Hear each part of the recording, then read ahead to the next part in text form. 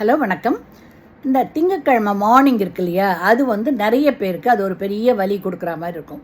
ஏன்னா சாட்டர்டே வரைக்கும் உழைக்கிறாங்க, அதுக்கப்புறம் சண்டே ஒரு நாள் ரெஸ்ட் எடுத்துகிட்டு மண்டே மார்னிங் எழுந்திரிக்கும் போதே அவங்களுக்கு உடம்பெல்லாம் வலிக்கிற மாதிரி இருக்கும். ஐயோ இன்றைக்கி வேலைக்கு போகணுமே, ரெடி ஆகணும், பஸ்ஸில் இல்லை டிராஃபிக்கில் இது பண்ணி நம்ம போகணுமே நினைக்கும் போதே ரொம்ப வலியாக இருக்கிற மாதிரி தே ஃபீல் நிறைய பேருக்கு, ரைட்டா? ஆனால் அவங்க ஒரு முக்கியமான விஷயத்தை ஞாபகம் வச்சுக்கணும். வேலையே இல்லாதவனுடைய வலியை விட வேலை இருக்கிறவனோட வலி சின்னது தான் அப்படின்னு நினச்சிக்கணும் இல்லையா? இவனு வேலை இல்லாதவன் அவன் போகலான்னு நினச்சாலும் அவன் வேலைக்கு போக முடியாது, அவனுக்கு வேலை இல்லை. ஸோ அவனுடைய மனசு வலியை விட நமக்கு வேலை இருந்துக்கிட்டு எழுந்து போகிறதுக்கு சோம்பேறித்தனத்தினால வர்றதை வலி சின்னது தான்.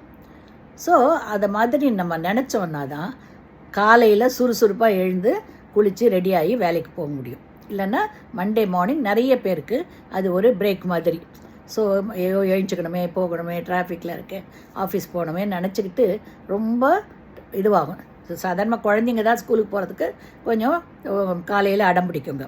இப்போது அடல்ட்ஸுக்கும் அந்த ப்ராப்ளம் வந்துச்சு. ஏன்னா டிராஃபிக் ஜாம் ஆகிறது ஒன்று, இல்லை பைக் ஓட்டுறதுல கஷ்டம், இல்லை பஸ்ஸுலையோ ட்ரெயின் இடிச்சுக்கிட்டு போகணும். இது மாதிரி ஸோ மெனி ப்ராப்ளம்ஸ் அது.